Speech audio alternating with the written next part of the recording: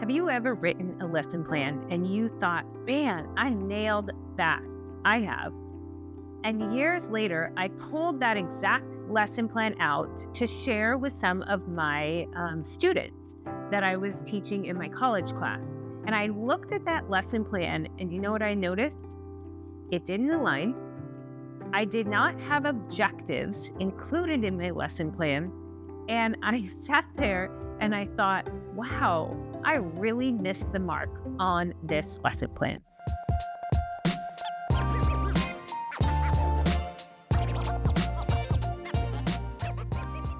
Welcome back to my channel. Today, we are going to talk about lesson planning. As a teacher, as a professor of students that are going through the teacher preparation program, lesson planning is a huge part of what we do on a regular basis. As a teacher, you are writing lessons that outline what it is you are going to have your students do and what you are measuring for your assessments. So today, I'm going to walk you through a lesson plan for a kindergarten classroom and really talk about the importance of alignment. So let's get started. Don't forget to like and subscribe and continue joining me as we take the path to the classroom. As you are thinking through writing a lesson plan, the first thing that you always are going to do is identify or look through your state standards. Every state has those standards that they are requiring teachers to teach during the school year. I selected a standard for this particular video, for this experience, that is from kindergarten and the state of Arizona. It is one that is on phonemic awareness and those foundational skills that students need. So the standard that I selected focuses on adding, deleting, or substituting one phoneme or one sound in a word to be able to make a new word. This is a common thing that students at kindergarten level must do. So I take that standard and it's included in my lesson plan, the very top. Again, these are the skills that your students are going to be showing. As you are going through the lesson planning process, once you know those skills, what I want you to do for alignment purposes, because I see this all the time, and again, I was a victim of this, is I want you to backwards design. I want you to go down to the very bottom, to that assessment, to that independent practice area, and decide what is it that your students are going to do to show you that they know that when you change a letter or a sound in a word, that a new word is created. So for this, again, my standard is focusing on creating those new words when you change or remove a particular sound or letter from a word. So for instance, if I take the word cat and I remove the initial sound with the letter H, now my word is hat. Cat and hat are two different things. That is what the skill is that we are trying to get our students to know how to do. So again, we go back to that bottom part, assessment. A few things to note as you're thinking through your lesson plan. Remember that that assessment should be independent for your students. What does that mean? That means that it should not be something that you're having them do at home to measure that they understand that. You can't track that. You can't observe that. You can't know for sure that your students are doing that on their own. So remember that your assessment should be done in your purview or in the classroom so that you can monitor that. It is better, especially at the younger levels, that you are doing this independently, not as a group activity or a whole group activity when you get to that assessment piece, because it is easy, and this is true for older students too, it's easy for them to, in a group, kind of fly under the radar and not necessarily demonstrate the skill that you need them to demonstrate. What do I want the students to do in this lesson? At the very end, I am going to have them, they're going to have letter tiles on their desk or on their table in front of them. And everybody's gonna start with the word cat, and they are gonna get to choose from one of the letters to make a new word. I'm going to be very intentional with my letters, so it will have a few of the vowels. It might have an O or a U, and I might include an H or an R, and I might include a P or an N. That way I am controlling the different options they have, right? Because they can make hat or rat, they can make cot, C-O-T, like a cot they lay on. They can make hit, H-I-T, if they change the letter, or they can make, if we change the ending sound to a P, maybe it would say cap. So I'm going to be very intentional, but what I am measuring is that they can change at least one letter to make a new word and then be able to tell me what that word is. So now I know my standard, and now I know what I'm trying to get them to do. So now I'm going to go back up and look at my objective. Remember, your objective is a measurable action that they can do. You can use words like identify. You can use words like list, select. Those are actions that you can actually see. Use the depth of knowledge wheel to select those verbs that should be in your objective. Okay, I'm going to say it again. Use the depth of knowledge wheel. If you search depth of knowledge verbs or depth of knowledge wheel, it will come up. And the depth of knowledge wheel has 4 categories. Those are specifically for your objectives.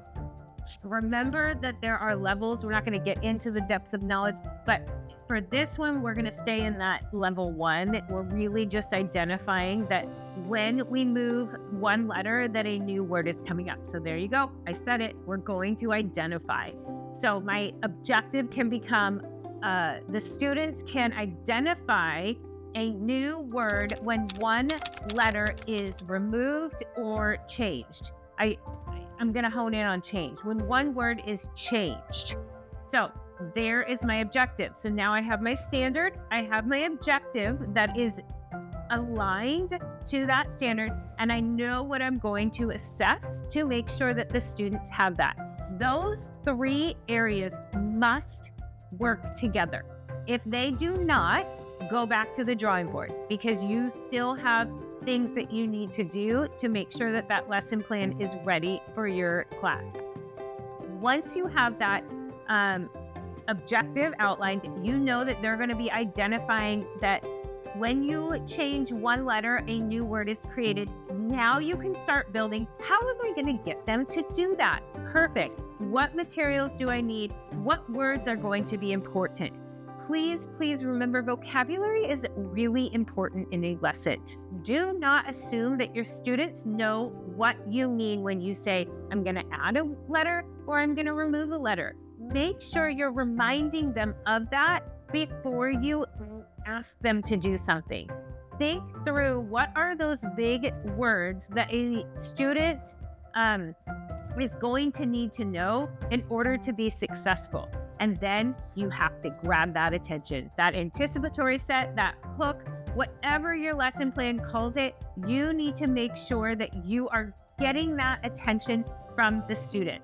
So you can show them a video, you can do a quick activity, you can put the words cat, bat on the board, and maybe your C, your H, and your B are all different colors, and you can ask them, wow, these look like they have the same ending sounds. What is different about these words? The students are visually going to see that, and they're going to start engaging in that lesson. Once you have their attention, don't just say for an hook or an anticipatory set, whatever you want to call it, don't just say, this is what we're doing. That is not going to get their attention. However, once you start modeling what you're teaching them, let them know what their goal is. You can say, great, today we are going to learn how to change a word to a new word. And all we have to do is move one letter. Can you believe that? That allows that student to understand what their goal is, what it is they're going to be doing in the lesson. It is such an important part, and that can go right into the modeling of what you're going to teach.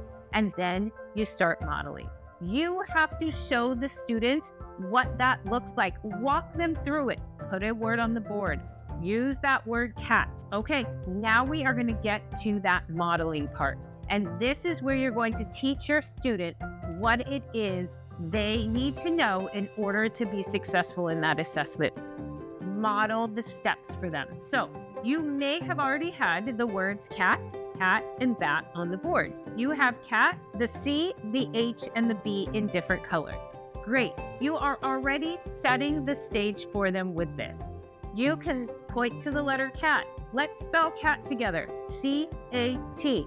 Great. I see a different word here. Let's spell this word. H-A-T. What do you see is the same in those words? And they can start identifying that the A and the T are the same, but that the first letter is different. And then you can move into that modeling to say, that's right. When we change that very first sound from a C to an H, the word has now changed. What was our original word? C-A-T, cat. Get your whiteboards out. Draw me what a cat looks like. They can draw the cat. And then we can go to the next word. Now look at this word. What is the word that we have now? Hat. They can draw a hat. And they can look at cat and hat next to each other to say, oh, these are not the same thing. So we are modeling and we are using all of our resources to try to get them to understand that once we change a letter, a new word is made and that word is different from the first word. So as you are modeling, use things like visuals. Have them practice as a full group. They might have whiteboards in front of them. They might be at their table. But modeling this means that you are showing them how to change one word to a new word by changing, adding, or removing one letter. Great. Now we're going to move to the next, practicing it.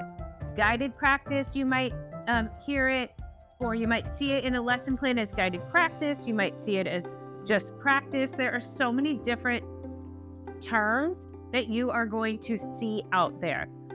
With UDL, it is known as multiple means of engagement. You are engaging them in what they have already learned. So during this time, it is really important that you are reinforcing what you modeled. You are maybe doing an activity in a small group. You are calling students up. Give me a word. They might say jog. Great. Call another student up. What would happen if I take this beginning sound away? Let's add a different letter here. Adding the D. What is my word now? You need to know at this point that when you are practicing the skill of changing one word or one letter for a different letter, that the word changes.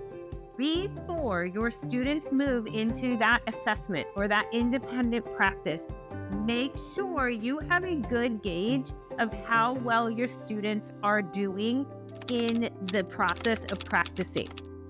If they are practicing and you notice that a couple of your students are having a hard time, make sure that those are the students you pull to the back table when everybody else is working independently, so that you can continue to build and model that skill for them.